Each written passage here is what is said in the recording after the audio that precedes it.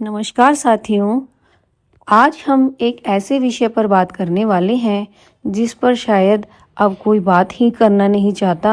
हमारे जीवन में भक्ति, पूजा, भावना सब कुछ महत्वपूर्ण होते हैं, पर जिन्हें हम महत्वपूर्ण नहीं समझते हैं वो होते हैं हमारे माता पिता, जो हमारे जीवन में भगवान से भी ऊंचा दर्जा रखते हैं। हम उसी भगवान को नाराज़ कर देते हैं और उनकी दुआएं बद्दुआएं लेने लग जाते हैं, लेकिन अपना भक्ति का रास्ता हम कभी नहीं छोड़ते। ये हम सोचते ही नहीं हैं कि भक्ति करने से मात्र कुछ नहीं होता। अपने माता पिता की सेवा करना मतलब भगवान को स्वयं प्रसन्न करना है।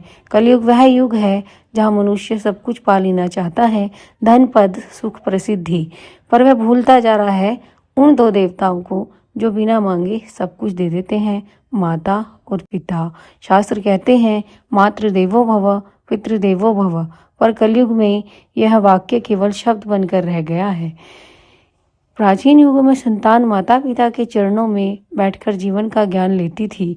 आज वही संतान उन्हें एक कोने में बिठा देती है। माता पिता का हृदय बहुत कोमल होता है, वे श्राप नहीं देना चाहते, पर जब अपमान, उपेक्षा और तिरस्कार उनकी सहन शक्ति को तोड़ देता है तो उनका मौन भी शाप बन जाता है। आशीर्वाद की शक्ति इतनी होती है हमारे माता पिता की कि यह आशीर्वाद ईश्वर की कृपा से भी बड़ा बन जाता है। माँ का जीते रहो जीवन बचा लेता है, पिता का खुश रहो भाग्य बदल देता है। जिस घर में माता पिता प्रसन्न रहते हैं वहाँ लक्ष्मी स्वयं निवास करती हैं। माता पिता का शाप गुस्से से नहीं, टूटे हुए मन से निकलता है। जब संतान कहती है आपको कुछ समझ नहीं आता, आप बोझ हो, हमें अपनी जिंदगी जीने दो, तब उनके आंसू शाप बनकर गिरते हैं। और याद रखिए, आंसुओं का कोई प्रतिकार नहीं होता।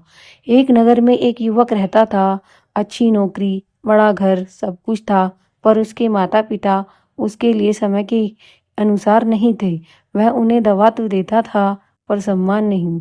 एक दिन माँ ने केवल इतना कहा, बेटा थोड़ा पास बैठ जाया कर। बेटे ने उत्तर दिया, मुझे फुर्सत नहीं है। माँ चुप हो गई।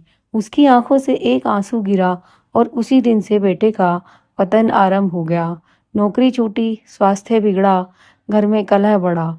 जब वह टूटकर माँ के चरणों में गिरा, माँ ने सिर पर हाथ रखा और कहा, बेटा खुश रहो। बस यही एक शब्द उस बेटे के जीवन में फिर से खुशियाँ ले आया। यहीं से उसका जीवन फिर से संवरने लगा।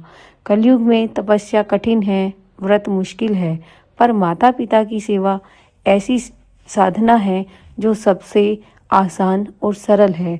जो माता पिता के चरण धोकर उनका आशीर्वाद लेती है, उनके लिए कोई ग्रह, कोई दोष, कोई बाधा का काम नहीं करती। यदि आप जीवन में बार बार असफल हो रहे हैं तो मंदिर जाने से पहले अपने माता पिता के चरणों में अवश्य झुकिए, क्योंकि ईश्वर भी वहीं आता है जहां माता पिता सम्मान पाते हैं।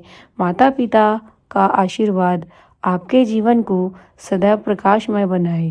साथियों, हम भी आपसे एक विनती करना चाहते हैं कि आप अपने माता पिता को मान, सम्मान, प्यार, ये तीनों चीज़ यदि देंगे तो वो आपसे कभी कोई शिकायत नहीं करेंगे और आपको कभी भी बुरा नहीं कहेंगे। वैसे तो माता पिता दिल से कभी किसी संतान का बुरा चाहते नहीं हैं, परंतु यदि हमें उनकी कृपा चाहिए तो हमें उन्हें सदैव मुस्कुराते हुए चेहरे के साथ रखना होगा।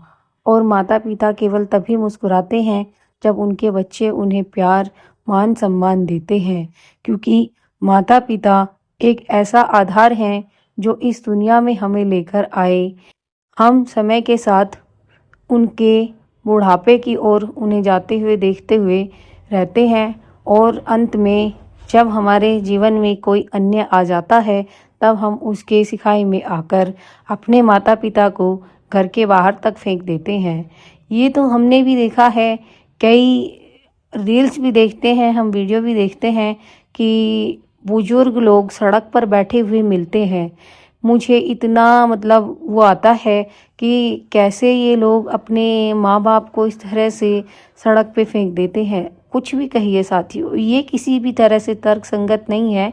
कि हमारे माता पिता यदि बूढ़े हो गए हैं तो हम उन्हें उठाकर बाहर सड़क पे फेंक दें। यह बहुत ही गलत बात होती है। हो सकता है घर में बड़े बूढ़े कलह कलेश का कारण बन जाते हों, लेकिन इसका तात्पर्य यह कतई नहीं है कि आप उन्हें उस उम्र में बाहर बेसहारा छोड़ दें। याद रखिए, यदि आप अपने माता पिता को बाहर सड़क पर फेंक देते हैं तो याद रखिएगा दोस्तों, आपने मंदिर में रखी भगवान की उस मूर्ति को ही बाहर फेंक दिया है और अब आप जिसकी पूजा कर रहे हैं वह केवल एक पत्थर मात्र है। हम फिर मिलेंगे आपके साथ अपने अच्छे अच्छे विचारों के साथ। तब तक यदि आपको हमारी वीडियो अच्छी लगती हो, हमारी बातें, हमारी कथाएं अच्छी लगती हों, तो आप हमारी इस वीडियो को इतना शेयर, लाइक और सब्सक्राइब कर दीजिएगा ताकि हम आपके लिए ऐसे ही अच्छे अच्छे थॉट्स लेकर आएं। जय श्री राम।